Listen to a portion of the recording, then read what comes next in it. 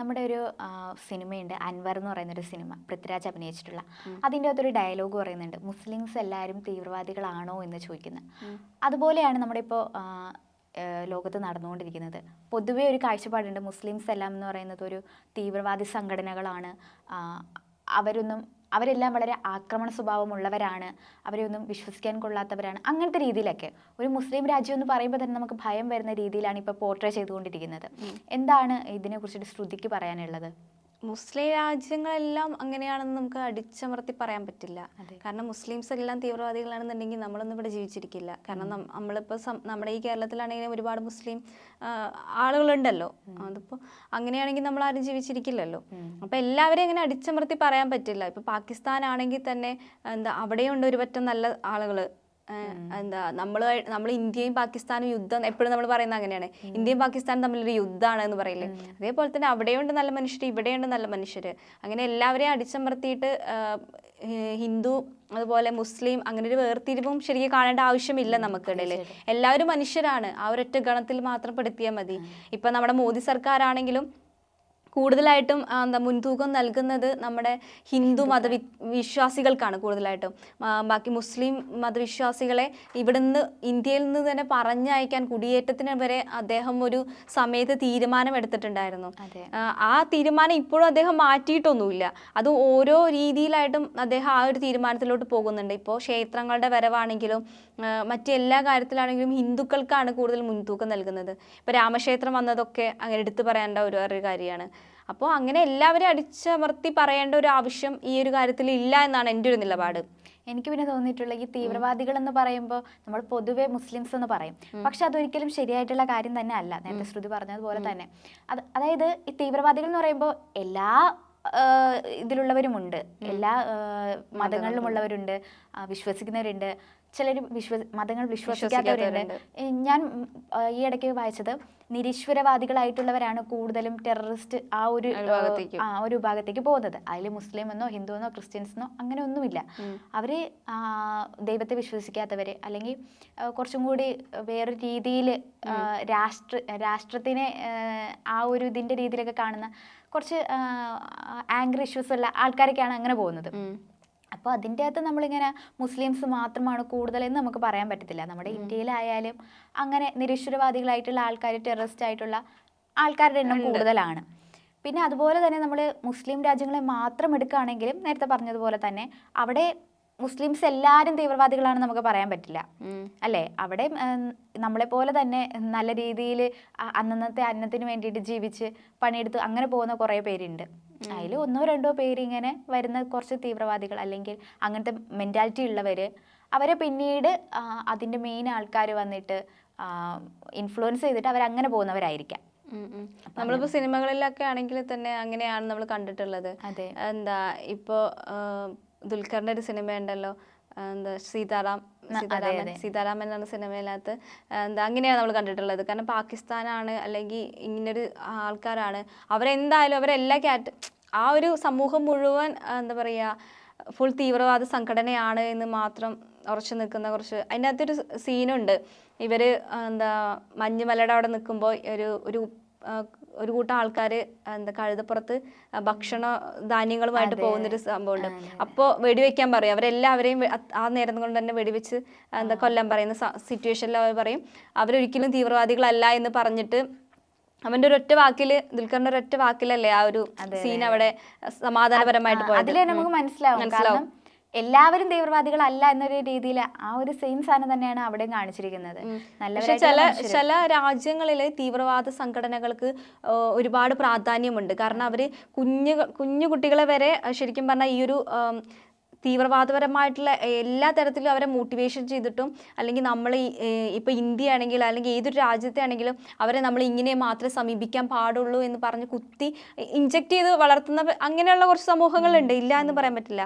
പിന്നെ വേറൊരു തലത്തിൽ ചിന്തിക്കുകയാണെങ്കിൽ ഇപ്പോൾ ഗാസ ഹമാസ് യുദ്ധങ്ങളൊക്കെ ഇപ്പൊ അടുത്ത് കഴിഞ്ഞുള്ളൂ, അവരെല്ലാവരും തീവ്രവാദ സംഘടനയാണെന്ന് പറയാൻ പറ്റില്ലല്ലോ. അതെ അതെ തീർച്ചയായിട്ടും അതിന്റെ ഒരു എഫക്റ്റ് വരുന്നത്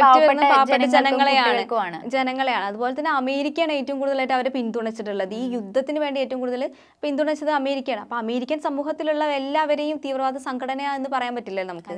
ഇപ്പൊ ഏറ്റവും കൂടുതൽ അവിടുത്തെ ട്രംപ് തന്നെയാണ് ഇതിന് മുൻതൂക്കം കൊടുത്തിട്ടുണ്ടായിരുന്നത്. അപ്പോൾ ട്രംപ് ഒരു തീവ്രവാദ സംഘടനയുടെ മെയിൻ ആളാണെന്ന് നമുക്ക് പറയാൻ പറ്റുമോ? പറ്റില്ല. കാരണം അദ്ദേഹത്തിന്റെ പേരിൽ ഒരുപാട് കേസുകൾ വേറെയുണ്ട്, അത് വേറെ കാര്യം. എന്നിട്ടും അദ്ദേഹം അവിടെ ഭരണത്തിൽ തുടരുന്നുണ്ട്. അപ്പോൾ എല്ലാവരെയും ഇങ്ങനെ അടിച്ചമർത്തിയിട്ട് നമ്മൾ മുസ്ലിം സമൂഹമാണെന്ന് പറയാൻ പാടില്ല. മുസ്ലിം എന്നോ ഹിന്ദു എന്നോ വേർതിരിവൊന്നുമില്ല. കാരണം എല്ലാവരും മനുഷ്യരാണ്.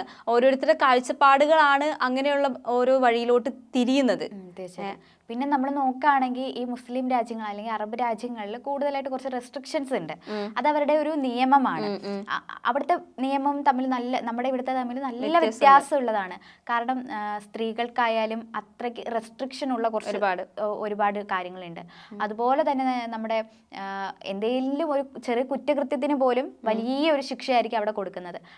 വളരെ എൻറ്റയർലി ഡിഫറെൻ്റ് ആയിട്ടുള്ള കുറച്ച് ശിക്ഷാവിധികളുള്ള ഒരു സ്ഥലമായതുകൊണ്ട് തന്നെ നമ്മൾ ഇതുപോലെ കൂടുതലായിട്ട് ഇങ്ങനെ ഗസ് ചെയ്യാണ് അവിടെ ഉള്ളവരെല്ലാം ഇങ്ങനെ കുറ്റവാളികളാണ്. അങ്ങനെയാണെങ്കിൽ ഇപ്പൊ സൂര്യ പറഞ്ഞ പോലെ തന്നെ മുസ്ലിം സമൂഹം എന്ന് പറഞ്ഞാൽ മുസ്ലിം ആളുകൾ എന്ന് പറയുന്നത് എല്ലാവരും തീവ്രവാദികളാണെന്നുണ്ടെങ്കിൽ ഗൾഫ് രാജ്യങ്ങളിലോട്ടൊന്നും ആരും പോകില്ല. അതെ, അവിടെ ഏറ്റവും കൂടുതൽ പ്രവാസികൾ ഉള്ളത് അവിടെയാണ്. അത് ഇന്ത്യയിൽ നിന്നാണ് ഏറ്റവും കൂടുതൽ പ്രവാസികൾ ഉള്ളത് ഗൾഫ് രാജ്യങ്ങളിൽ.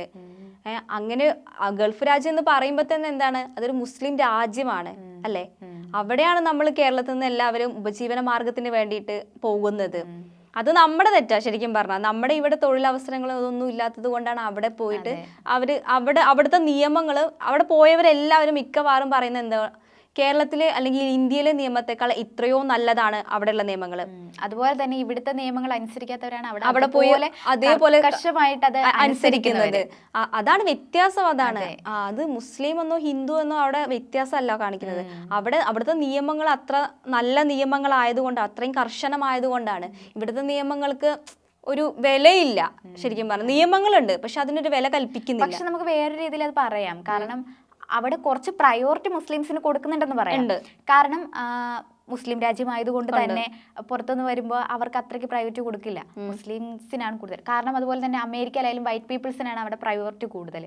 അതുപോലെ കുറച്ച് പ്രയോറിറ്റി അവിടെ ഉണ്ട്. പക്ഷേ അവരെല്ലാവരും ഇതുപോലെ കുറ്റങ്ങൾ ചെയ്യുന്നവരല്ല. അതെ, തീർച്ചയായിട്ടും. പിന്നെ അതുപോലെ തന്നെ നമ്മുടെ കേരളത്തിലോട്ട് വരികയാണെങ്കിൽ നമ്മളെ കേരളത്തിലാണെന്ന് എനിക്ക് തോന്നുന്നു, അല്ലെങ്കിൽ ഇന്ത്യയിലാണ് ഏറ്റവും കൂടുതൽ കുറ്റകൃത്യങ്ങൾ നടക്കുന്നത്. അതിപ്പോ ഇന്ന സംഘടന എന്ന് ഇല്ല എന്ന് മാത്രമേ ഉള്ളൂ. ഗൾഫ് രാജ്യങ്ങളെ അപേക്ഷിച്ച് നോക്കുകയാണെങ്കിലും ഇവിടെയാണ് ഏറ്റവും കൂടുതൽ കുറ്റകൃത്യങ്ങൾ നടക്കുന്നത്. ചെറിയ കുട്ടികൾ വരെ ഇവിടുന്നായാലും തീവ്രവാദി സംഘടനകളുണ്ട്. ലവ് ജിഹാദ് പോലുള്ള കുറച്ച് ചെറുതായത് തൊട്ട് വലിയതുവരെയുള്ള തീവ്രവാദി സംഘടനകളുണ്ട്. പക്ഷെ അതൊന്നും മുസ്ലിംസിന് വേണ്ടിയിട്ട് മാത്രമല്ല, അല്ലെങ്കിൽ ഹിന്ദുവിന് മാത്രമായിട്ടുള്ള അങ്ങനെയല്ല.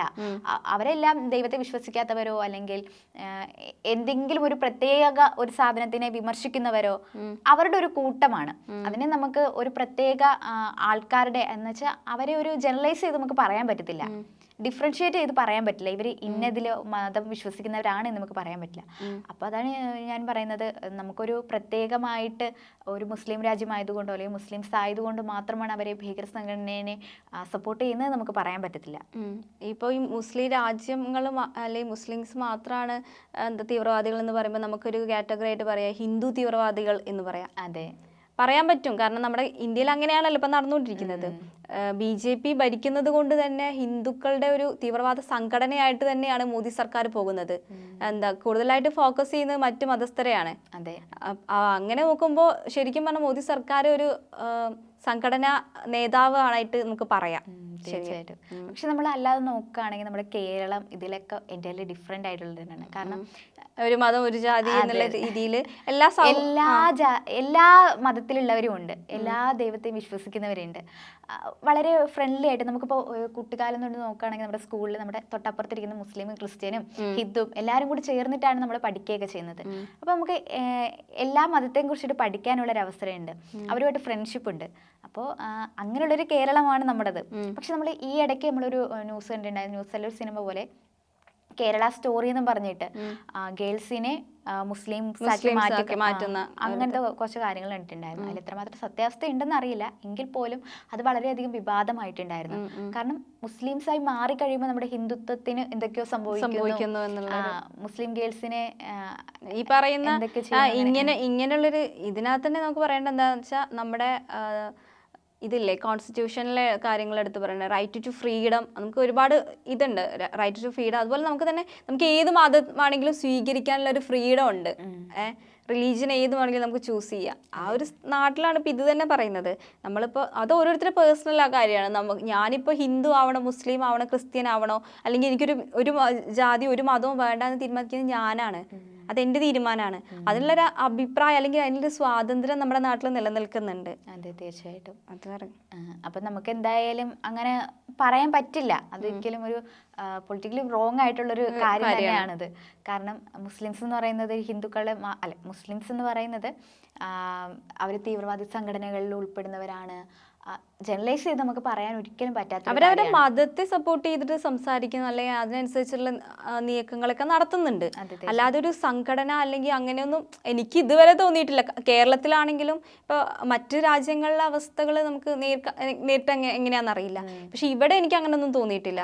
അങ്ങനെ ഒരു സംഘടന ഉണ്ട്. അവർ മിക്കപ്പോഴും അവരുടെ പഠനത്തിൽ അല്ലെങ്കിൽ ആ പുസ്തകത്തിൽ എന്താണുള്ളത് അത് വിശ്വസിച്ച് അത് ഫോളോ ചെയ്ത് പോകുന്നവരാണ്. ചിലരിൽ മാത്രം അത് അഡിക്ഷൻ ആയിട്ട് അല്ലെങ്കിൽ അതിതാണ് ഉദ്ദേശിക്കുന്നത് എന്ന രീതിയിൽ പോകുന്നവരുണ്ട്. അത് മുസ്ലിംസ് എന്ന് മാത്രമല്ല, ക്രിസ്ത്യൻസിലായാലും കർത്താവ് ഇതാണ് പറയുന്നത്, കൊല്ലണം, അങ്ങനെ എന്തെങ്കിലും നമ്മൾ സിനിമയൊക്കെ കാണാറില്ലേ, ആ ഒരു രീതിയിൽ പറഞ്ഞു കേട്ടോ. അപ്പൊ അങ്ങനെയൊക്കെ ചെയ്യുന്നവരുണ്ട്. നമ്മുടെ ഹിന്ദുക്കളിലായാലും ഇപ്പൊ മറ്റേ ഒരു വട്ടം കൂടോത്രം മറ്റേ അത് ഇത് പറഞ്ഞിട്ട് അങ്ങനെ പോകുന്നുണ്ട്. ഇപ്പൊ മുസ്ലിങ്ങളിൽ അങ്ങനെ ഒരു ഇതുണ്ടോന്ന് എനിക്കറിയില്ല. പക്ഷെ ക്രിസ്ത്യൻസിന്റെ വിഭാഗത്തിലും അതിനകത്ത് അങ്ങനെ ഒരു നിഗൂഢമായൊരു നമ്മുടെ മറ്റേ പൃഥ്വിരാജിന്റെ സിനിമയിലൊക്കെ കാണിച്ചിട്ടുണ്ടായിരുന്നില്ലേ, സിനിമയിലൊക്കെ കാണിച്ചിട്ടുണ്ടായില്ലേ, അങ്ങനെ കുറച്ച് ആൾക്കാരുണ്ട്. അപ്പം പക്ഷെ ഇത് എവിടെയും തീവ്രവാദികൾ ഈ അൻവർ എന്ന സിനിമയിലൊക്കെയാണ് പിന്നെയും കാണിച്ചിട്ടുള്ളത് മുസ്ലിംസ് തീവ്രവാദികളായിട്ട് ഇങ്ങനെ വരുന്നതൊക്കെ. അപ്പൊ കൂടുതലായിട്ട് ഒരു കാറ്റഗറീനെ മാത്രം നമുക്ക് എടുത്ത് പറയേണ്ട ആവശ്യമില്ല. ശരിക്കും പറഞ്ഞാൽ മനുഷ്യരാണ് അവരാണ് ഇതെല്ലാം ക്രിയേറ്റ് ചെയ്യുന്നത്. അതിന് ഇന്നൊരു ജാതി ഇന്നൊരു മതം അങ്ങനെയുള്ളൊന്നും വേർതിരിവ് വെക്കേണ്ട ആവശ്യമൊന്നുമില്ല.